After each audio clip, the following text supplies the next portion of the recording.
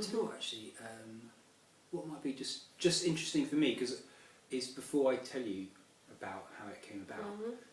Do you mind this is actually just more for the project and understanding how that art object works. What does it do for you? Do you hate it? Yeah. Does it do nothing for you? I don't mind what you say. No. Actually, I found it really interesting. Like, one of the first things that really struck me was that you have managed to turn words and text into actually a visual experience, which I think recording. Here we are. I think that's a really good thing you've done, because it's not obviously text in the beginning. Yeah. It's also something which you just like to look at. Yeah. And then as you look at it for a longer time, you actually try to figure it out. Okay, that's cool. I think that's good. I think it's a way to grab attention. Although some things were really hard to read, I had to look a really long time. So that's one thing that I was wondering is how important to you is it that the text is readable? Yeah. So thanks for those comments. On what I describe as a sort of like more chaotic sort of landscape, wordscape.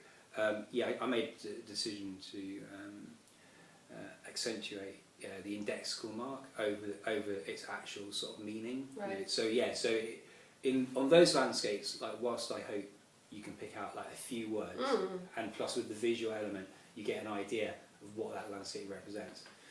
So not so important there, but on these positive, what I've described as like positive or intricative landscapes.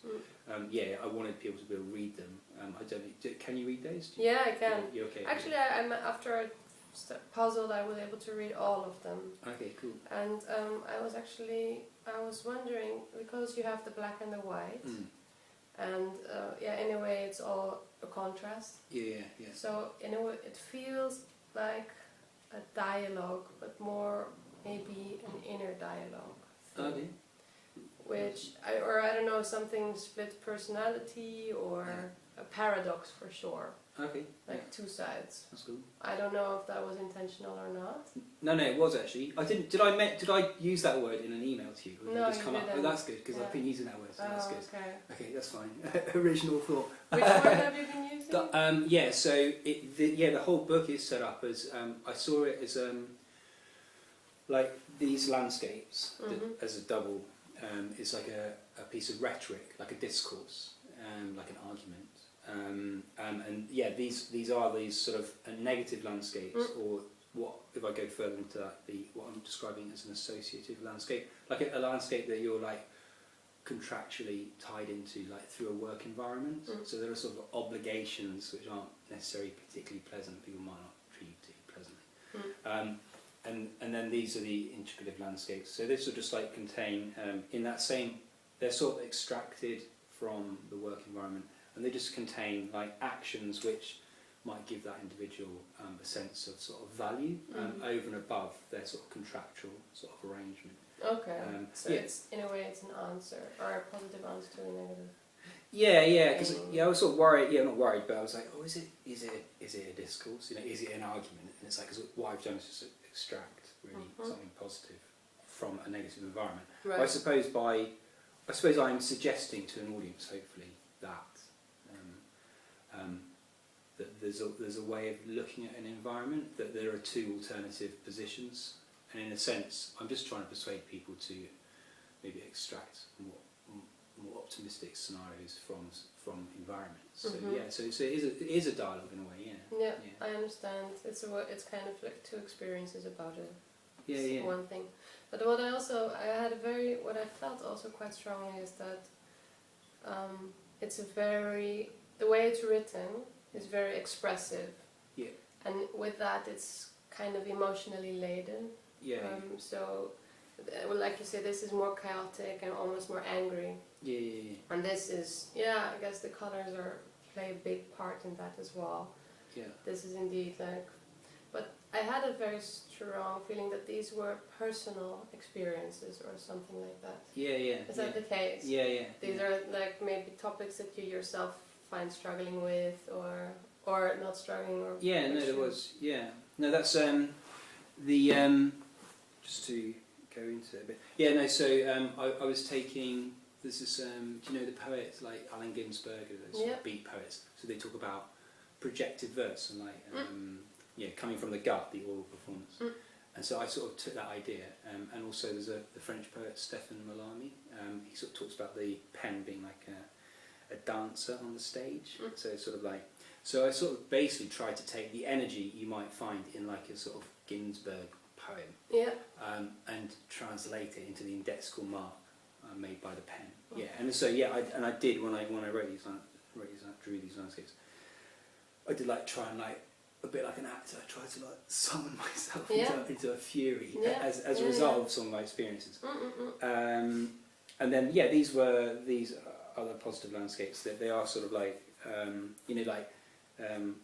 what's that one called? Thanks, See You Belonging. Yeah, so like I had a long day's work where a number of people in charge of me were quite sort of disparaging, really. And at the end of the day, like all the chefs and kitchen porters, like sort of in a sort of chorus, a sort of spontaneous chorus, sort of said thanks and goodbye to me, and it sort of made me feel like I belonged. Yeah, exactly. So there's that sort of like, I've sort of really I've got off on this idea of this guy called Clifford Geertz. He talks about symbolic actions, and how like an action like that conveys an idea or an ideology or an idea which sort of like integrates people within an environment. It's almost like he's just sort of saying culture is full of ideas. Forget about ideology. Culture is just full of just very simple actions by people within culture contain these sort of strong ideas which can sort of bind them together. So I sort of I really like that idea.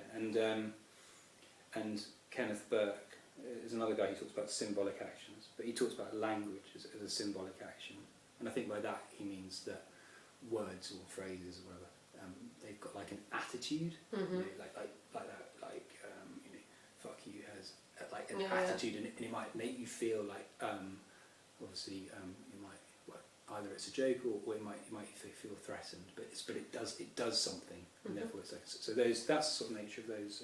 That's also another thing that I realized. The words you use are very heavy in a way, like like here you have fuck and can't and put your back into it, but then the word as belonging is very all-encompassing to me. It really summons the feeling. Oh, did it? Yeah. Which I think is it works very well as this what you were trying to show. And here it is nothing. It's very the repetitiveness of this is very strong. I think that's a good thing. And this one is harder for me to figure out, but Have you worked it out? Was it? I think it's embracer manipulator. Yeah. Which I really liked this combination of words actually a lot. And the way you've written them as well. Thanks. Versus this kind, which is more, to me it feels like a softening, like a smoothing of these very harsh words. Combination actually. Yeah, thanks. The embracer manipulator, it's sort of like a response to one of the managers I was working with over the summer, but also like generally a response to sort of like other work environments I've been in. And it's sort of like in a way I first saw it as like a sort of a portrait of a manager, and it was actually going to be done in a sort of verbo-visual way with like imagine a line which looks like two arms embracing you, and then the other one like sort of coming through it with a twist as a manipulation. But I had to I've been criticised before for doing landscapes made from letterpress and intaglio etching, and they're like, there's an inconsistency here, and it bothered someone, and I was what was the inconsistency? just a different use of typeface, handwritten. I see. So I tried to make all this sort of quite consistent in a way. Obviously the handwritten part makes it so personal. I think that's what really conveys for a large part the feeling that these are personal experiences with you. But there's that, because that's that sort of like, I'm trying to build an argument here, but I'm really pleased he managed to read it actually, because I can imagine it takes a bit of an effort. But I suppose there's that. I don't get too sort of pretentious here, but if it is visually exciting, there's that sort of argument that in some ways that maybe hopefully carries the interest of the viewer to want to engage in the text. I agree. Yeah, like obviously for me this is very interesting because what I often face is because my text is very readable. Yeah. Sometimes it becomes too directing or too dictating. Yeah. And the meaning of text overtakes the visual experience. Yeah. Which is a problem, obviously, in visual art. Yeah, yeah. Which in the end, it is what you're doing. You want to have something which, on the one hand, engages with the viewer, maybe in a critical or in a conceptual manner, but you also want to, bring something to their visual experience. So that's why I was attracted to the black pages a lot. Yeah. Because they do give you this experience, and it made me want to look closer. Yeah, okay, that's cool. Because I think I'm just so, I think is it David Hickey or someone who talks about that, or like beauty, beauty, or whether beauty is a powerful visual element, sort of draw that, hopefully draws that the audience in. I mean, I think that is a very important part because if your work can be beautiful even in its ugliness, you know what I mean. But if it doesn't bring you something visually, I think it lacks. Which is also like what you say with the type. Exactly. Funny enough, I was talking to this guy yesterday, and he was like, and I've been really sort of not affected, not emotionally affected, but I was really struck at the QR code that I gave that basically no one, they led the questions and no one commented on positive landscapes, and that's sort of like that's the point of my art. You know, it didn't upset me. I was like, no, it's just like that's annoying. And then this guy Martin Farrell yesterday was like, well, he was sort of going, if the intention of your word art is to sort of convey a message, then in this sort of fast-moving world and this sort of environment, you need to make it as clear as possible. You need to do it in capitals and blocks, and he does his word art like that. And I didn't want to it's just my personal feeling is that I don't want to make art in block capitals. I just don't want to walk into a studio in the morning and do that. So I sort of let that sort of sit in relation to my conversation with him. But I mean, I think what you do here, which is making a combination of both. Well, obviously these aren't block capitals, but you do. I mean, I think opposing these pages makes it very clear that these are words to be read, which makes you immediately know that these are also words to be read, which makes you want to decipher. In my personal case. So I think this, like in a book format, this is a very effective way. I don't know, like if you would make singular pieces, for instance, for an exhibition, then I don't know if it would work because I guess it depends on how you would curate it, because how you combine them or how they would react upon each other. I think that would be very hugely important. But on the other hand, I don't know if that's what you want to do anyway. Actually, well, the original intention is, I mean, I don't think I'm going to do this now. It actually depends on what you're saying now and what a few other people say and what I think generally. But this would potentially might be scaled like as a diptych, like as a landscape. So that was just like an A1 sheet, like A1 sheet. Would they be attached? Attached. I think it'd be attached as a single piece. Yeah, then there'll be 3 of them. But maybe that like moves on. Can I move on to my postcards to see what you think? Thanks for all this. No, good. It's just a relief that you got something out of that. You could read it. And they felt that as really actually just before I move on, like the fact that belonging was an encompassing word which made you feel. It made you feel like I don't know, was it sort of like an embracing word, a generous word, and the kindly.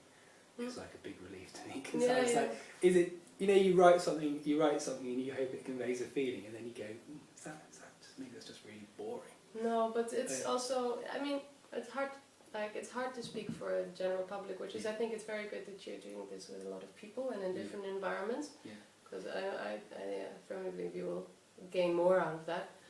But as a person who works with words as well, of course this holds my interest, and of course I relate to words maybe much more than other people do. Yeah, that's why I work with words. I mean, like, I have a response to words. Yeah. Perhaps more than I might respond to an image. So I work with words.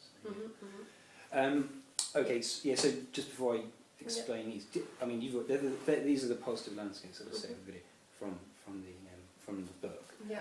I sent them out as postcards. I was just wondering, would you mind giving me your response to them if you were to imagine one of these came through the door as a postcard? You've sent them already? Yeah, I have. Yeah. And then do you put them through mailboxes? Yeah, hand delivered random to someone I don't know with just a message on the back, basically saying, "Hope you enjoy my artist's postcard. I mean, if you like the image, please sort of drop me an email." And then there's my email on the back. Okay. So I delivered like 15 just on the street. I live on an opposite, and I got one response, which I suppose is 1 out of 15 from the general public. It's alright, I suppose.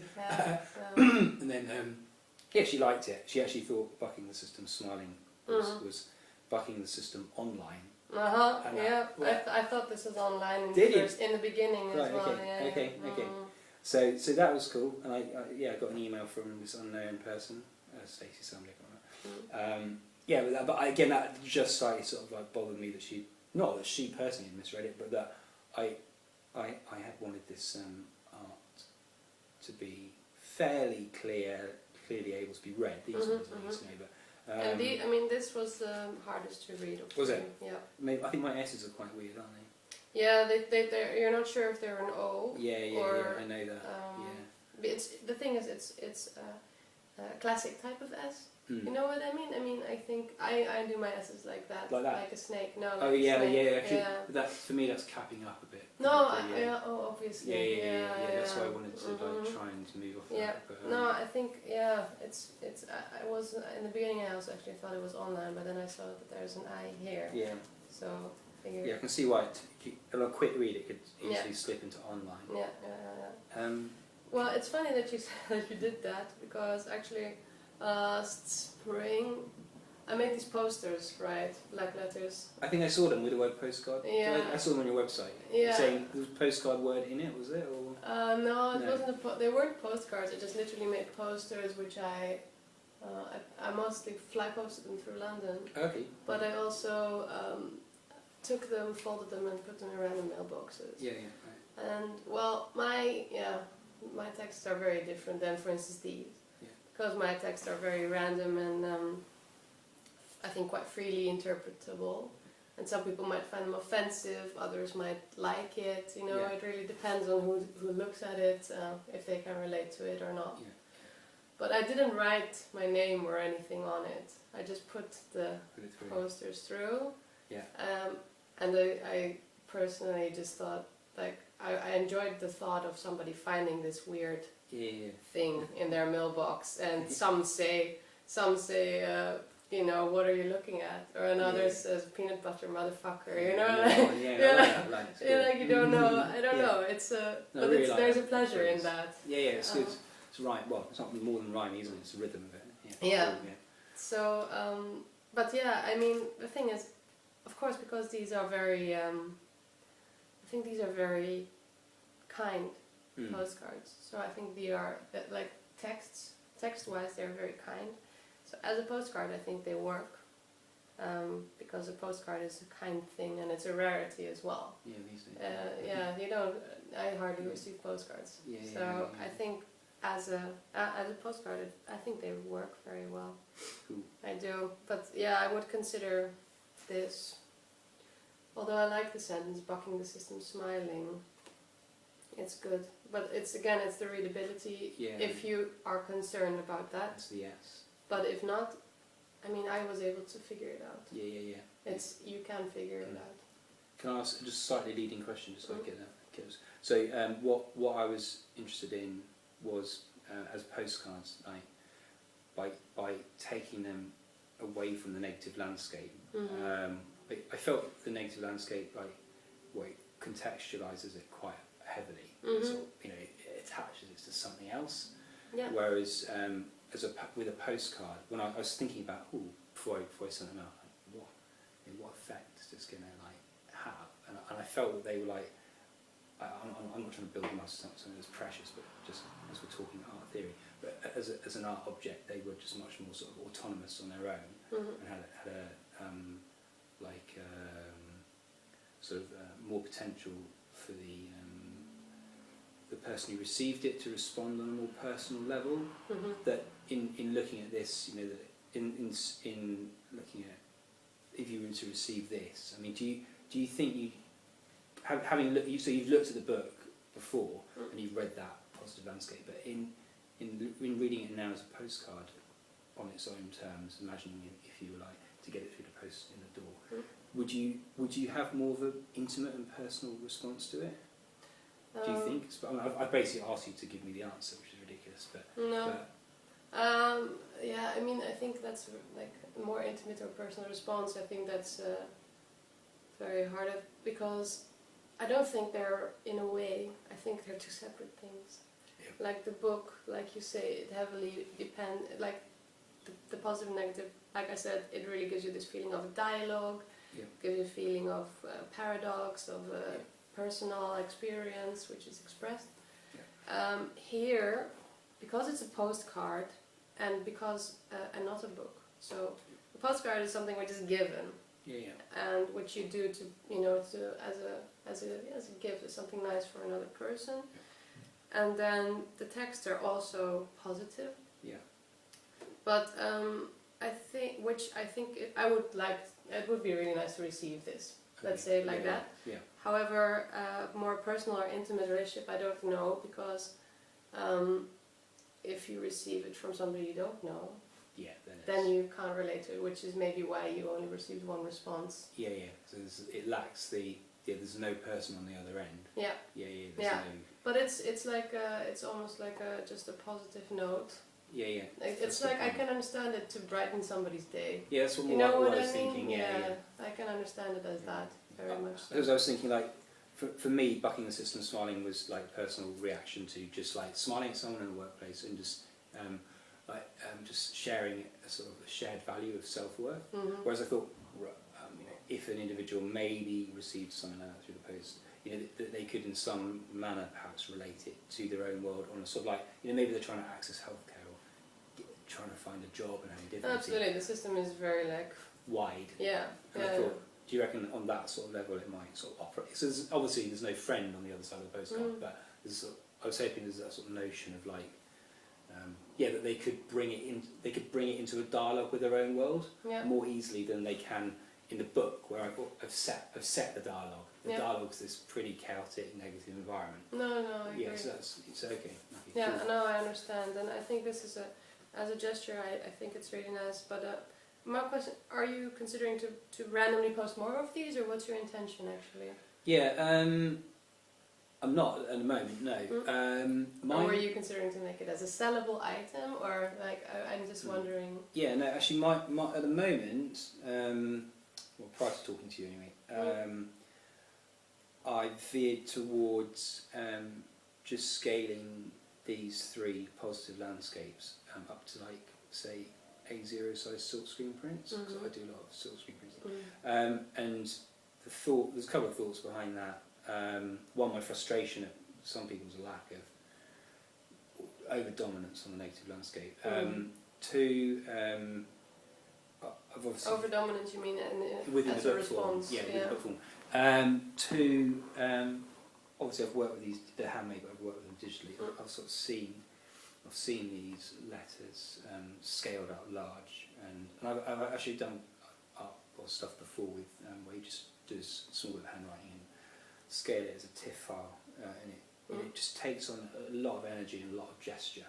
And I was sort of thinking, these actually, because of the felt, because of the tip I've used in this particular pen, they've got a real sculptural quality when they're enlarged. I think if you can see these sort of like gradations turn into a sort of like 3-dimensional sort of like shape. And I was thinking, just going back to that guy Kenneth Burke and Symbolic Actions and Attitude, that was actually a really nice way of you know, the visual element of the word becoming sculptural and becoming a really sort of powerful, energetic, like signifier behind the actual sort of like message of the word. So yeah, and also I think ironically I don't often work digitally, so I'm stuck at home and you know, with no studio access for the summer. If I'd had like a chance, I was trying to get if I put a grey background behind these, which is still quite an opposite contrast to solid black. The words just have a lot more sort of punch. These. Yeah. I just felt the white. I mean, I think funny enough, it does work, and these do work opposite the black. But as in, I have seen it on my computer and with a sort of grey background, just the red and the black just push out, just have a lot more sort of strength off the page. So yeah, I didn't manage to put it off because there's something called, I don't know if you do stuff on Photoshop, but there's something called feathering, which is about when you use a magic wand. It's just about it's about you get the computer to trace the outline of the word, but it can't trace it fine enough. Yeah, you so stick with the white bits. Yeah, I couldn't work it. I couldn't because I had timescales and So I'm thinking of just working with these and on a larger scale. But yeah, what do you think? Well, what depends on what you want to do with the larger scale works. I think that for me, the point of making this book always was to use it as a sort of like because it can be made in multiple editions, to distribute it and have it knocking around in the world. Hopefully people might hand it over to a friend a little bit or whatever. Just get away from the canvas stuck in the studio or in the gallery. I'm relating to that. Yeah. And then I think, it's not an original idea, is it? But it's like, for me, my point of reference was like Ed Ruscha's 26 gasoline stations, and that it was always my intention to like bring it back, to scale it up onto canvas. And yeah, I don't. I've got this sort of like quasi sort of like. So my quasi sort. It's not an ambiguity actually. It's more sort of like I'm making art to as a way of thinking about the world. So it's just an opportunity to sort of like think positively about the world, and it's a commitment to that process. But on the other hand, I do like the idea that art sort of like can play a sort of larger part in the world, and like even if it's just a biographical element of the artist, this person was a positive guy. So it's a nice biography to read about, and it's a nice way to live your life. So on that level, I'm interested in like what this says to an audience, and what But if you would make a large scale and hang it in the gallery. Yeah, well, this is, as distinct from public art, like as in like outside art. I think this is sort of like maybe. I have thought about this, I'll just say it straight up. There's something about like, if I were to like let's just say I just like did a digital projection of this onto like a massive billboard space or a side of a wall. It's just like maybe I'm not a huge extrovert. I'm not like a huge performer. So there's that element of just like exposure, and also maybe there's an element of sort of like, which I'm uncomfortable with, of like, hopefully I'm not arrogant, but maybe there's an element of like, when you do something like that in the public space, it's like, that you think your art is so fucking good that it should be looked at on a large scale. It's the same in putting it in a gallery. Yeah, maybe. I suppose I feel like maybe you can choose to walk into a gallery. That's true. Yeah, I think there's that balance to me. It's like where does my art sit? It's like I make it for myself, but I am making it for an audience. Does it have like it's not meant to be like overly like intellectual, but on the other hand, it depends what piece I'm doing. But sometimes a piece will work better in a gallery if it's just informed by art theory more than a piece like this. And then just the idea of how do you get your ideas? How do I get my ideas out into the world? Wanting to make for my art to sort of have, if it's going to have relevance, to be positive. And I suppose that there are just loads of ways of doing that, aren't there? if it's in the gallery, someone photographs it, they write an article on it, and it might go in creative review, or it might go, I'm talking about if you're a successful artist, it might go in creative review, or it might maybe go into a more mainstream magazine. So I am like, do I want to make bold public statements in public spaces? Because it's quite political. And I suppose the answer is, I'm certainly not confident about. I don't want to shove my art in people's faces. No. I feel I'm a little bit uncomfortable about that. I mean, like a postcard through a door, it's quite, they can just rip it up, like, before you see it as a pizza flyer. I am like. But also, okay, sorry. So no, so I think it's such a moment of I've made the process for me works on. If I was just making art for the public, then like writing it as a journalist in the newspaper, but because it's a reflective process for myself, then I suppose it operates for me personally, and so maybe I am more comfortable in. I want my art to be in the public environment, but maybe I'm more comfortable that it enters the environment publicly from a sort of secondary point of view. Yeah. Anyway, what do you think? So, no, I'm interested in what you're saying. The thing is, yes, this is art which you make this is work you make for yourself, and yes, these are ways of expressing and processing and stuff.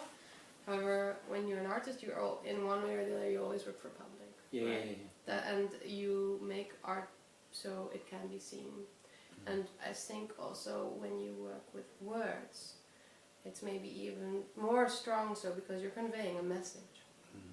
A very clear message in a language that people can understand.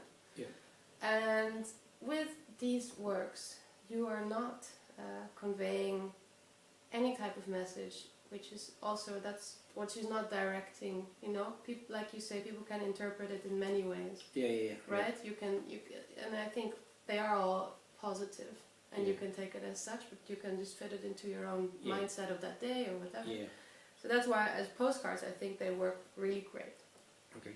And what I find interesting is that you say you don't want to shove it up in a big public stuff and la. However, you do want to convey this positivity to people, right? It's an important thing for you to bring out this positive thing. And I think for that, public art works great, and especially what you've already been doing is kind of this free art to maybe not people who are necessarily interested in art. Well, maybe I'm just talking because this is something that I'm really interested in and I'm very involved in at the moment, like free art and outside of the gallery in public. I'm actually in the process of renting a billboard in Bulgaria. Oh, yeah? Yeah. Nice, okay. Tell me about it. Well, cool. it's still happening, so it's a bit, I don't know yet. But it should hopefully, beginning of November, I will have a billboard there. What are you going to do with it? Well, it's I think it's more politically laden, which is also why it's a billboard. And it's going to be, in a way, a critique on the fact that, first of all, I would never be able to afford a billboard here in London. What does it cost in London? I don't know, I didn't check it out, but I know that it's unaffordable. Lots of money. And in Bulgaria it's much more affordable. It's within my budget anyway. And then there's the xenophobia happening in Western Europe for Eastern Europe, and then the idealization of Eastern Europe or Western Europe. So I was traveling in Bulgaria this summer, and I just saw the impact of European Union slowly taking hold of this country. McDonald's Well, I guess McDonald's was probably there for a long time, but that's also the reason why I wanted to use a billboard, because there are so many billboards. Really? And they are all advertising, going to the mall, buying this car, that watch, this jacket, while the average salary in Bulgaria is 300 euros a month. You know? You can't get far with that, and you definitely won't get far outside of Bulgaria with that, you know? So it's just such a huge paradox that I wanted to, in some way or the other, bring London, like bring that there. So yeah, but obviously it's not so much a personal message as it is more a statement. Yeah. Political statement. Yeah, no. And these are of course more personal. Yeah, yeah. So I understand the sticking to this as a distributable thing. Yeah, yeah. Whilst if you would make this on large size, I agree with you that they would look. I think they would look really lovely. I do think there's this. Because you have this swooping handwriting, I think it could be really wonderful. But I would really consider how you want to use that, because I like the fact that you can put a text out there and people can run into it unexpectedly. Yeah.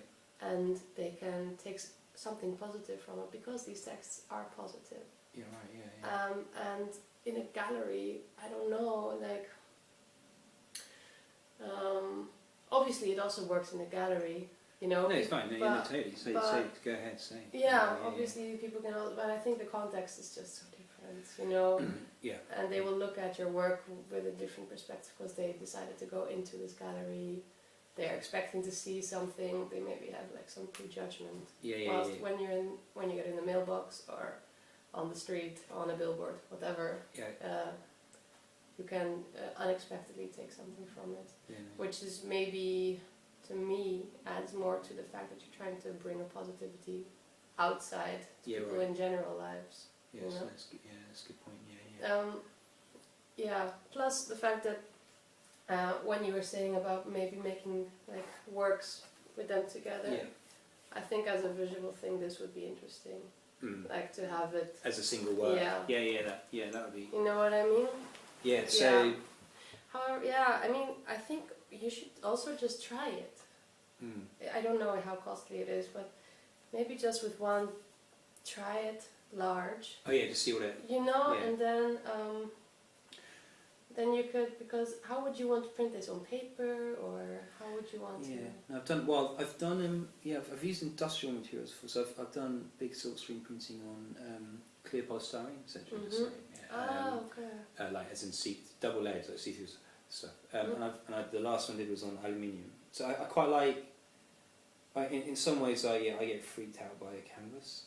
Yeah, I understand. It's like, why am I using a canvas? People go, why are you using aluminium? I'm like, why are you using a canvas? It's like it's the weirdest thing. It also becomes very much like that.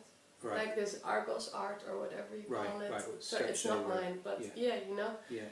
This art which you can buy for £10 in a store. Yeah. You want to stay far from that. Yeah. So I understand the fact that you want to use a different material to make it more into an object. I mean, for me, the aluminium. So we live in an urban environment. It's just quite an industrial sort of like it feels more regular to me. It feels more sort of like the type of thing you might see something on. Or I mean, I'm actually funny enough. I do. I'm tempted to go back to canvas. Partly, I suppose, because it has like maybe it has a sort of a softness to it, an aesthetic softness to it. But I suppose there is that whole thing about objecthood, isn't there? And I think the canvas and the frame is like really sort of like, if your painting is like about objecthood, then it's really good. You know, like if it's about if your painting is about surface tension, and then you want to be on a canvas with a frame. But I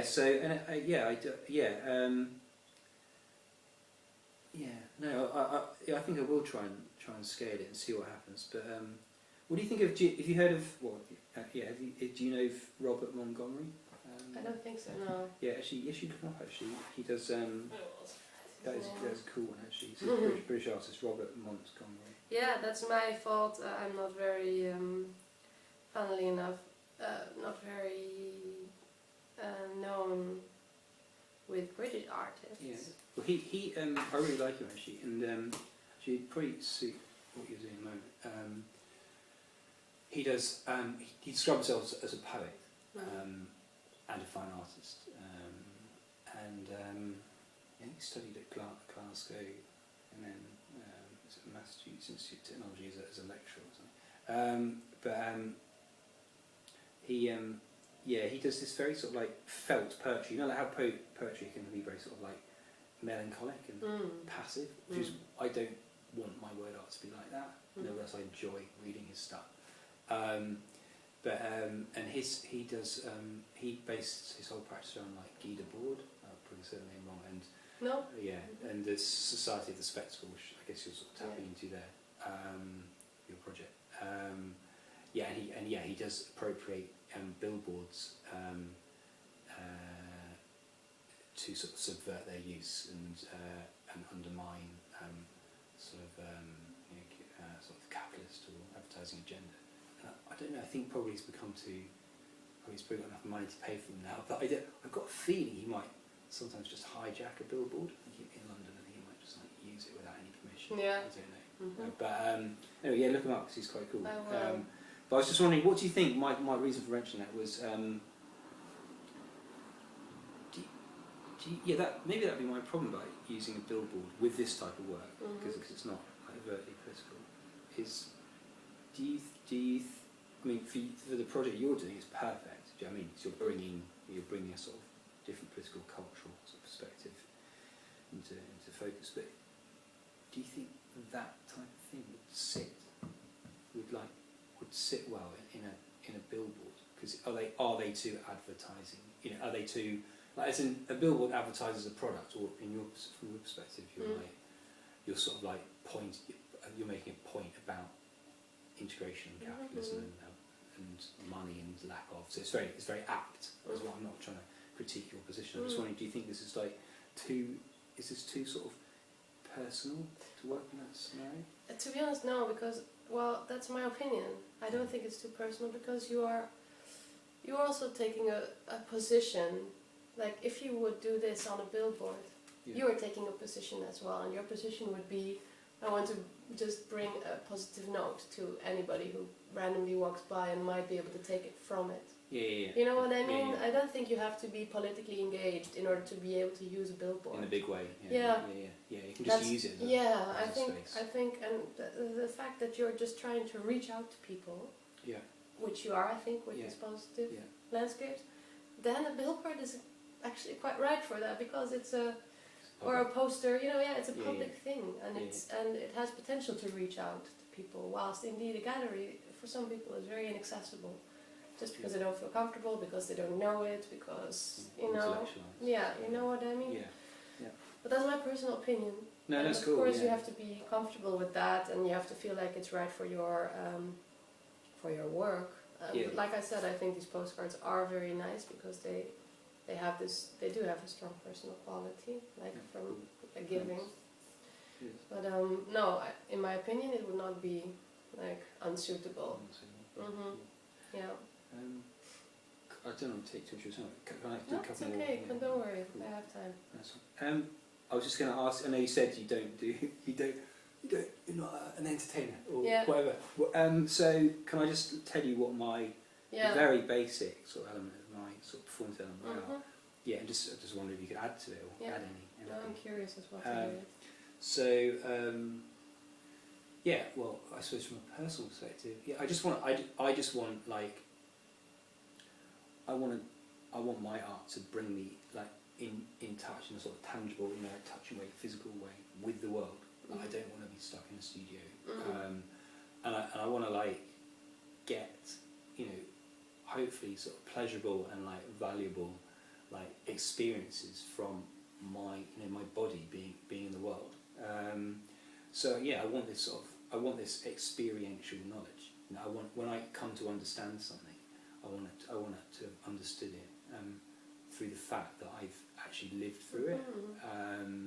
So these sort of pieces here sort of do that in a way.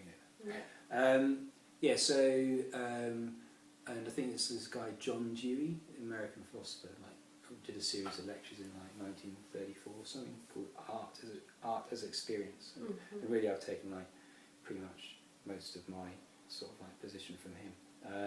And he particularly talks about a felt experience, and he sort of goes, if something has an aesthetically felt quality, then it's sort of like more valuable as a piece of knowledge. But he would also include, he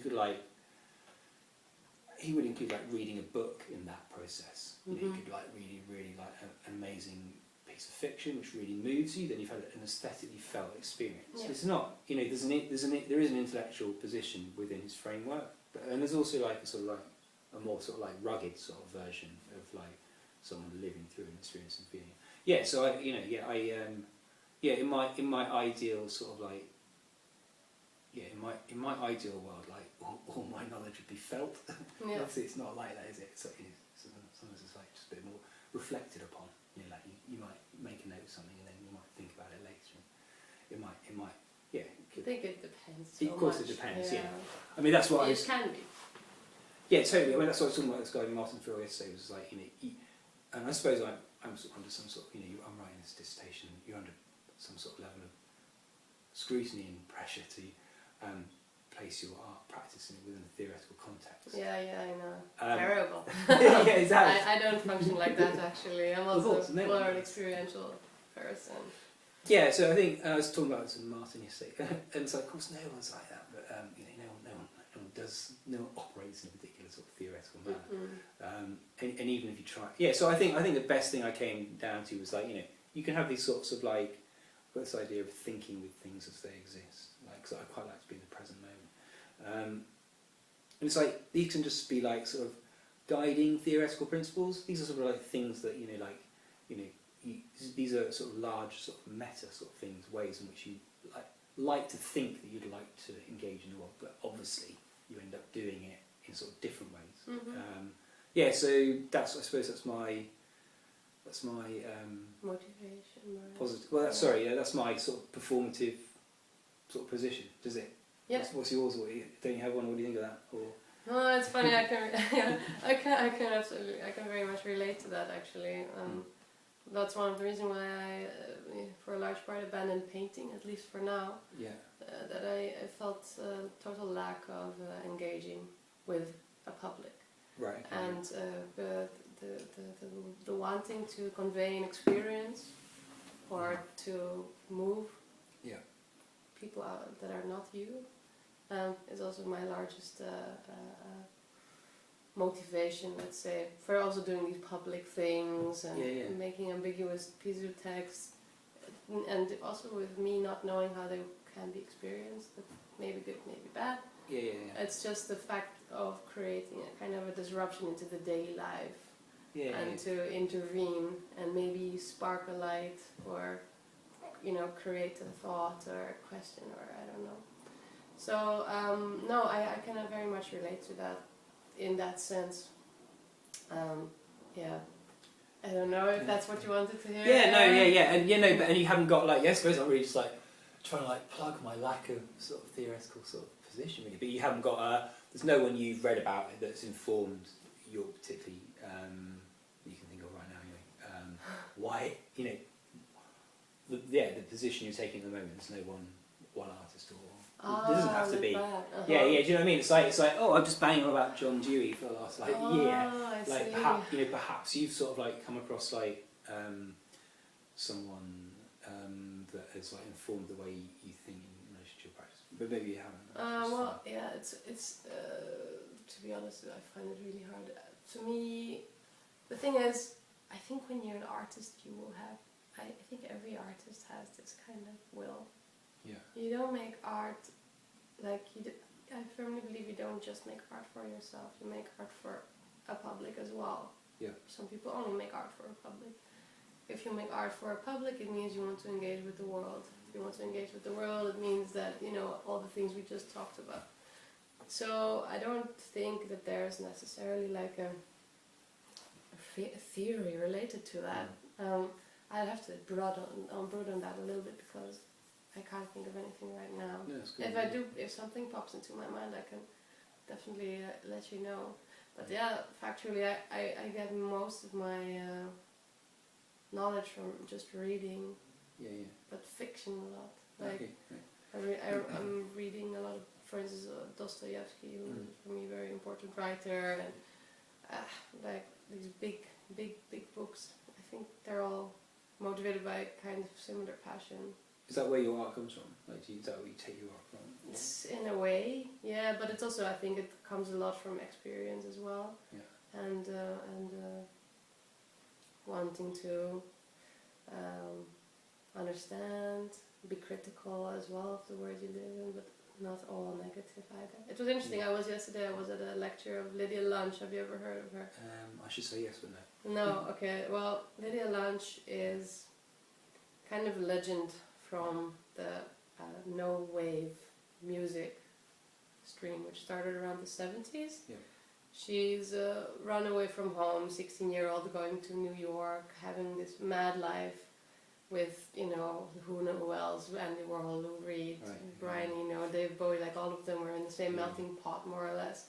Yeah. And she had this talk yesterday about what I loved. What she said was that the greatest rebellion is to have pleasure. Yeah. Because if you don't have pleasure, then the system has won. Okay, you know? That's a good point. Yeah. Like if you feel unhappy, if you feel negative, if you are having hate, then you know the system has won. So take pleasure. Yeah, good plan. Yeah, I thought that was a really great thing she said. That's quite cool. Yeah. So I mean, I don't know. I like to. I draw a lot from actually these ideas of rebellion and I don't know, alternative movement and stuff like that. I'm really into punk music and heavy metal and stuff like that. Okay, yeah, right, okay. So I draw a lot from that as well, because I also tend to be critical of society. Yeah. But I don't know how I came up with this. Theory-wise, right now I don't have any like marvelous answer for you. No, it's cool. Well, I mean, I've always enjoyed literature. I don't have a lot of time to like read, sit down and read a book like in a manner of like a novel. But is that like, I'm just intrigued. Is that like, because that'd be a particular interest of mine. But is that is that part of your?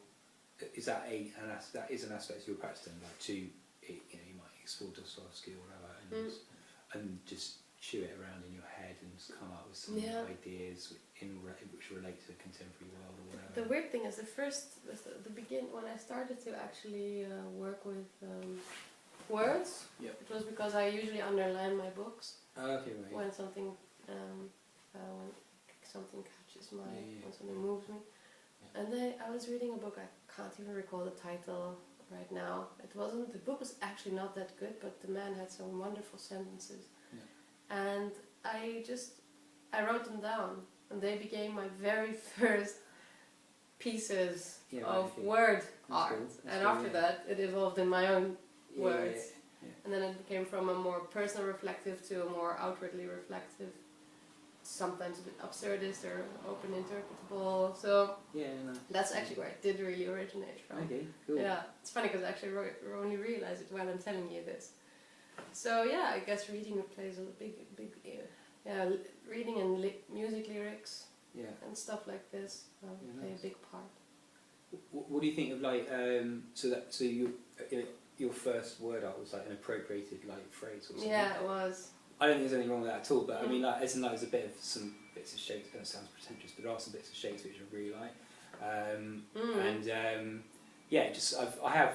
I've sort of scrawled them on my studio wall and photographed them as a painting. Yeah, exactly. And that's it for me. It's like don't need anything else. But what do you think? What do you think of that? Not what I did, but I mean appropriation and. I think that's really okay. I think we live in a world where everything is being appropriated and reappropriated all the bloody time, and there's no such thing as an original idea, because anything what's in your head is already come from somewhere else.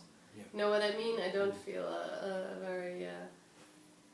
don't feel bad using other people's words. You know? I just never really. I've never gone there just because I haven't had. You only have a certain amount of time, don't you? So but also your interest may not lie there, or you may not feel comfortable with it. It's a personal thing. Yeah, no. But for me personal, it's you can. There's so much knowledge and so much great ideas to draw from. You know, why I simply can't limit myself to like scholarly books, or I don't know what to say. You know what I mean? It's like, and like you say, like in experience, such an important part. Yeah, definitely. Yeah. It is, and I think that is something that I also hugely draw from, and I think it's the best source you can have. Yeah. And that's why you should go and live as hard as you can, because the harder you live, the more experience you will have, and the more you will be able to use for your own work. Yeah, no, definitely. You know what I mean? So yeah, I think you can also stick to your own theory sometimes. You know? Yeah, that's cool. Yeah, no, I definitely. Yeah, I mean, I definitely talking about felt responses, but yeah, I can get a great felt response from various sort of phrases in the book. And yeah, why not? Why not stick on canvas and just give it a bit more focus, whatever. Yeah, you know, because if it brought that about in you, it might be able to do that as well in other people. Yeah, cool.